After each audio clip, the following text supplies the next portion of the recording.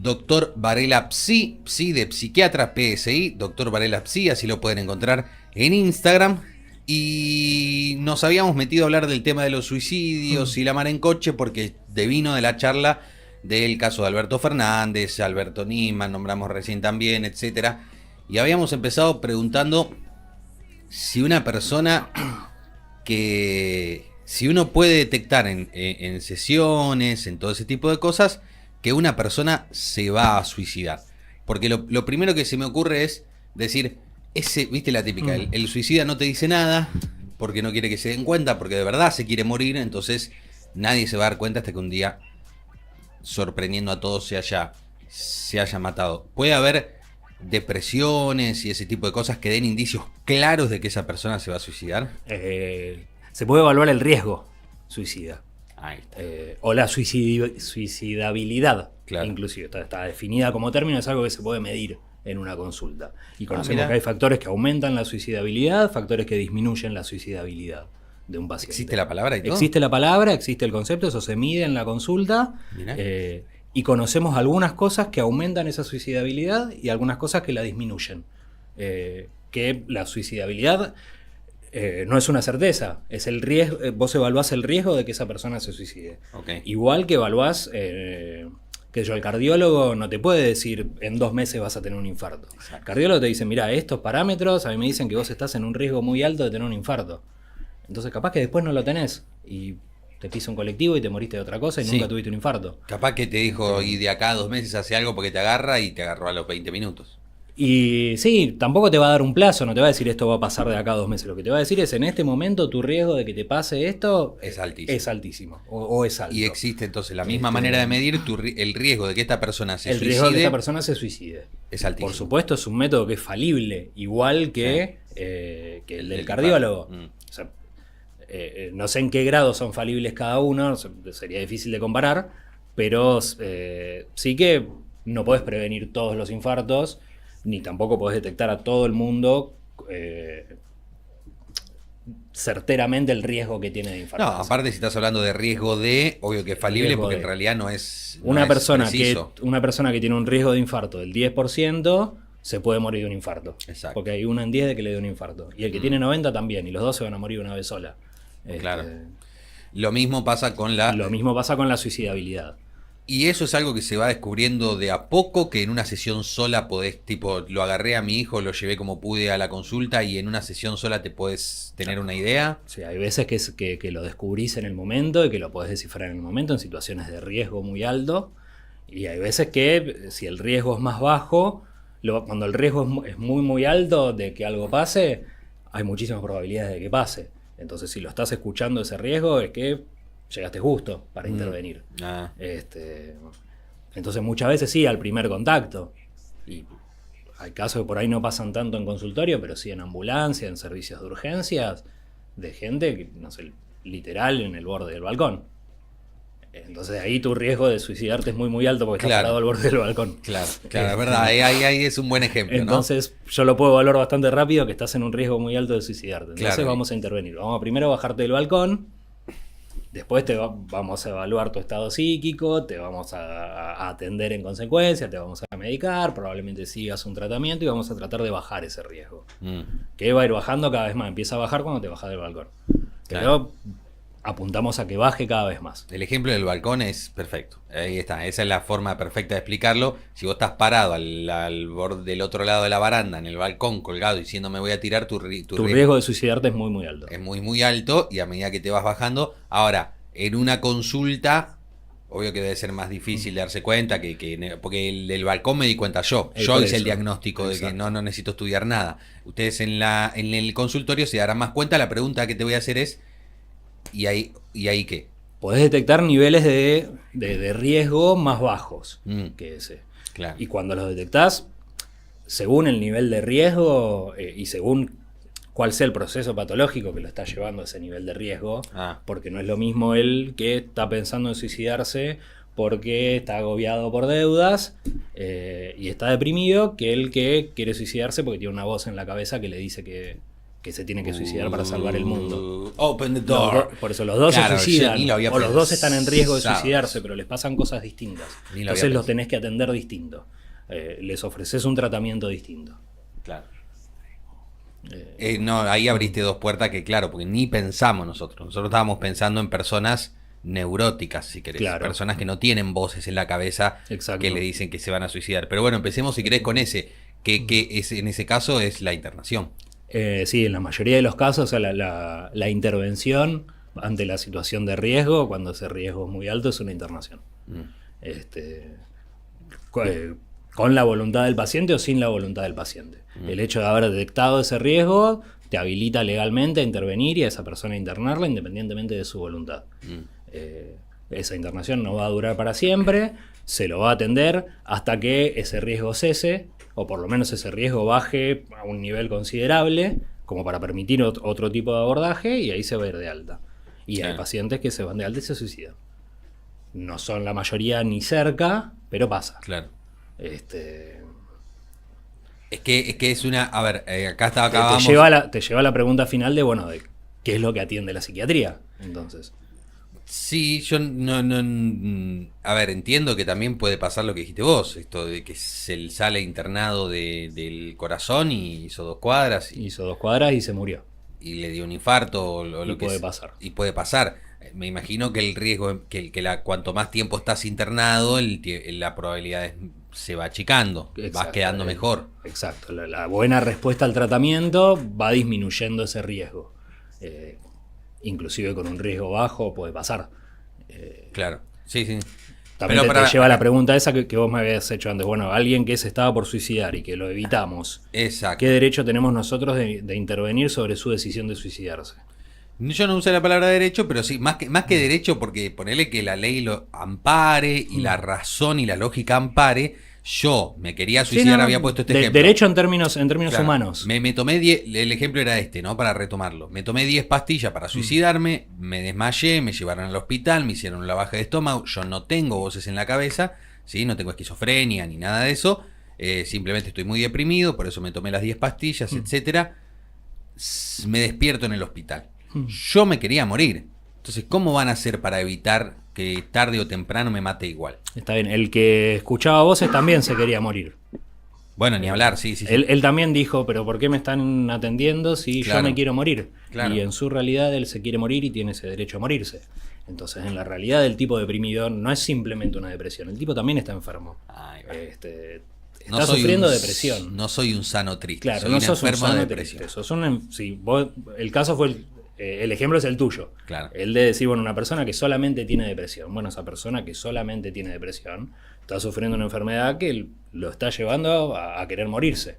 Claro. De lo mucho que está sufriendo de esa enfermedad. Entonces vamos a atender esa enfermedad, a tratar esa enfermedad.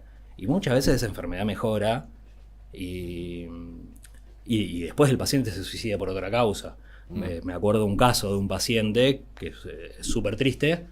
Pero bueno, un chico esquizofrénico, hijo de un padre esquizofrénico, que su padre se había suicidado en un brote psicótico. Este chico tiene un brote y durante el brote intenta suicidarse porque tenía todo un delirio místico con algo de los ángeles que le decían que bueno, que él... no me acuerdo si que podía volar del balcón o que necesitaba él morirse para pasar a otro plano espiritual. Y hace un intento de suicidio que le sale mal. Y como le sale mal, termina internado por psiquiatría y se empieza a atender. Y cuando se empieza a atender durante esa internación, primero se le soluciona el brote psicótico, él pierde ese delirio místico, recupera muchísimo de su capacidad anterior, y cuando se va de alta se encuentra con el prospecto de saber que él tiene la misma enfermedad que el padre. Y que es muy probable que él se termine muriendo igual que el padre, porque esto que le pasó ahora le puede pasar de vuelta. Y en ese contexto se suicida. Entonces, no se suicidó por su esquizofrenia. O sea, el riesgo de suicidio al que lo llevaba a su esquizofrenia bajó bastante. O el síntoma de su esquizofrenia. Pero el resto de las condiciones vitales son las mismas que es una sola persona. Entonces le pueden pasar muchas cosas a una persona. Claro. Y si bien el riesgo, uno entiende, es más bajo en un paciente que se acaba de ir de alta que en un paciente que estaba en pleno delirio, ese riesgo igual existe. Es que aparte tocaste una fibra especial porque en charlas de asado algún día dije, si yo me doy cuenta que tengo esquizofrenia, ¿Y sí? Porque vos decís, o sea, no sé si mañana te mato a vos, no sé si mañana te aparezco corriendo desnudo por la Plaza Mitre, no sé si esas voces que de golpe me van a agarrar, me van a decir que tengo que cruzar al otro lado para salvar a la humanidad, o me dicen matate que no servís para nada, Exacto. arruinaste la vida de todos. Entonces, es de esas enfermedades, como perder alguna, que en las charlas de café uno dice, si a mí me tocara me suicidio. Sí. Claro. Después, la mayoría de la gente no se suicida. Y es cierto que a veces el diagnóstico de esquizofrenia puede ser un diagnóstico tan grave como un diagnóstico de cáncer, un diagnóstico de alguna otra enfermedad de la que sabes que te podés morir de eso.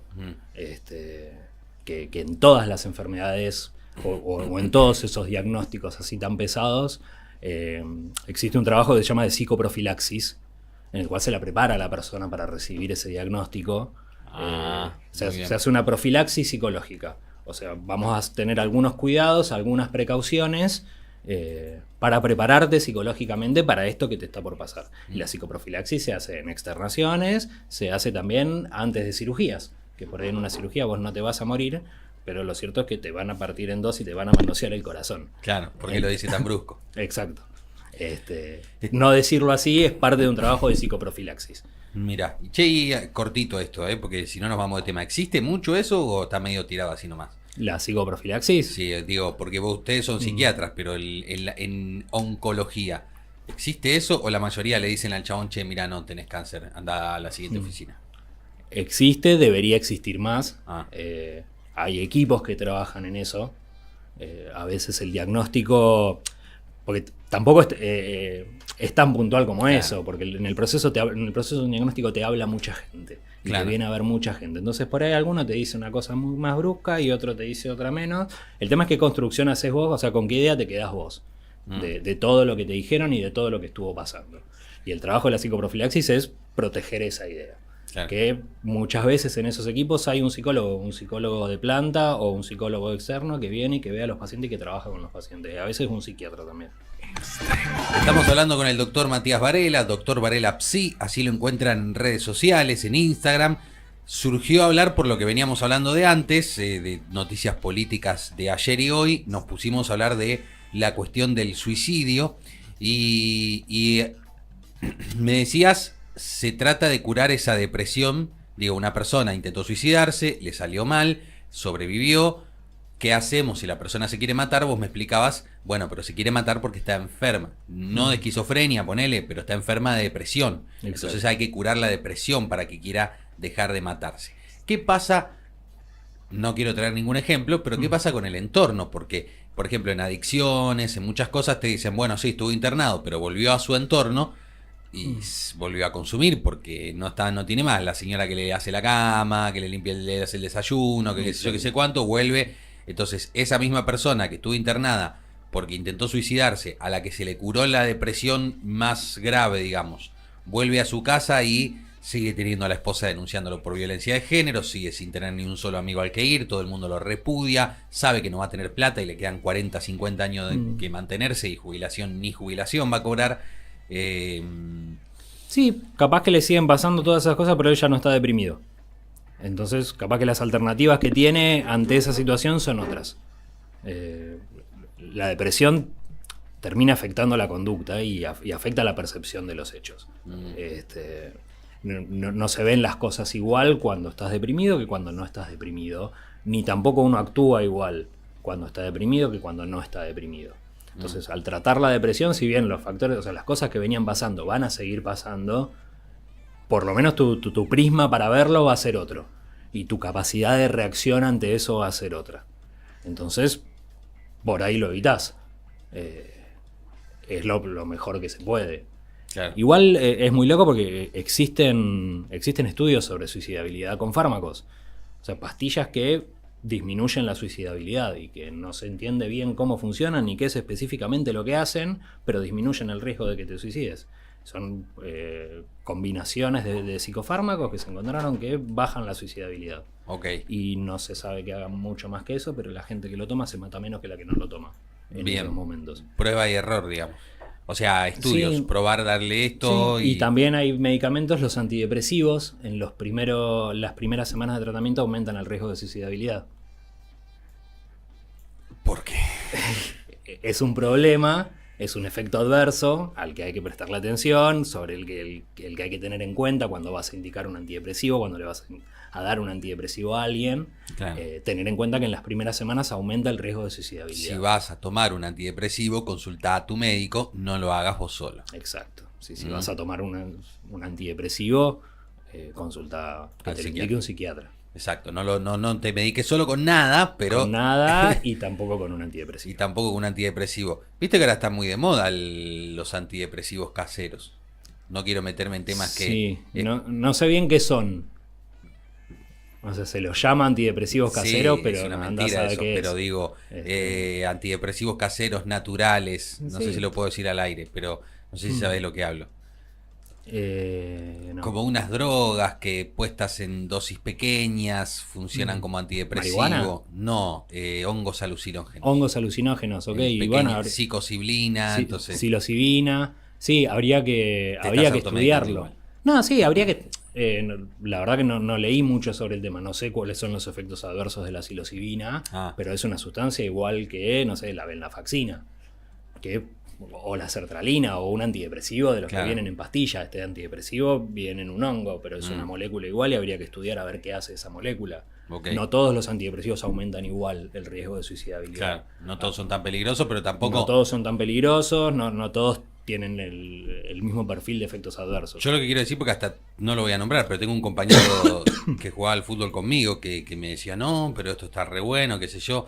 Viste, yo lo miraba con cara de, capaz que mi sesgo, porque mi hermano es psiquiatra, pero te estás haciendo un tratamiento de antidepresivo con una dealer. Como no suele resultar bien eso. Ok. No es habitual que salga. Estamos hablando con el doctor Matías Varela, que es psiquiatra. Me salió doctor Varela Psi, ¿sí? Así lo encuentran en redes sociales, en Instagram. Atiende en Clínica Montegrande y en el Canning Health Institute. ¿Te tenés que ir ya para Clínica Montegrande? Bueno, da para hablar un millón más. ¿Puede ser cortito? Sí. Una más. ¿Ustedes estudian por qué la gente que se quiere suicidar se quiere suicidar? Sí, se estudia. Las respuestas son tantas que al final tenés que estudiarlo todo, claro, para saber. Bueno, Camus decía que la única pregunta filosófica verdadera era si suicidarse o no. Entonces, era por ahí. Se trata de estudiar eso. Sabemos que llega hasta un límite. También cuánto podés entender sobre la vida de otra persona. Es verdad. Bueno, ¿qué tema? Se decía Albert Camus, todo lo que sé de moral lo aprendí del fútbol. Eso decía Albert Camus. Bueno, gracias Mati, vaya para Clínica Montegrande.